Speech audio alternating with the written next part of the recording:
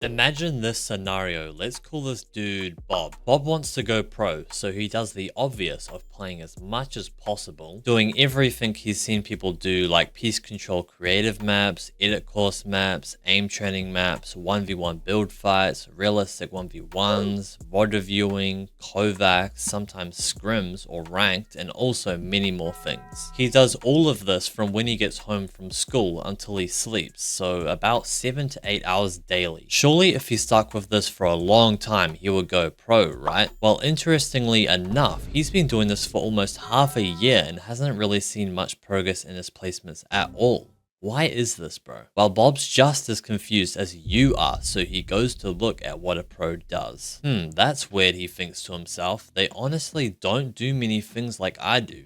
They maybe grind out some tokens and 1v1s against other pros and kind of just base the entire day around scrims. Why did pros do this? Well, what I've learned about the way pros seem to practice over the many years I've been in the Fortnite competitive scene is that they are very good at prioritizing the most important and useful practice, even if it's kind of boring. So many times have I seen pros hop on just 30 minutes before scrims, play those scrims, VOD review them, and just muck around until they get off. I'm not saying this is what you should do every day, but I'll explain that later in the video. For now, there's something extremely important going on here that I want to click for you. These pros know that just doing the most important and useful practice consistently will keep them ahead of most competitive players by a long shot. Even if they only play like 3 hours a day, while the other players play like 8+ hours a day of anything and everything, just like Bob does. And they've realized this over the many years of playing Fortnite competitive that no matter what, even if I don't feel like playing most days, just hop on for scrims because this will keep me ahead of most people simply because I'm just prioritizing what's the most important thing. But coming back to what I said about that you shouldn't be necessarily playing exactly like these pros do, what I mean is why shouldn't you just do what these pros do and then add more on top of that? Because then you'll improve way faster than anyone else and will actually be able to eventually surpass the pros. And besides, pros are at their point in their career where they can kind of just get away with practicing their fighting and mechanics not so much, because they qualify for almost every single set lobby, and at that point when the lobbies are so laggy and they need to perform, like in grand finals for example, mechanics don't really matter as much. And let's be honest bro, you don't have that luxury right now, so you need to put more effort into your fighting skill than they do. The main thing I want you to take out of this video is that the difference between pros and average players is how well pros go about their prioritization of practices. So do what they do and prioritize basing your days around scrims, just getting them done every single day and done well, and then on top of that just add as much time as possible in the form of realistic 1v1s against better or similar skilled players and ranked, etc.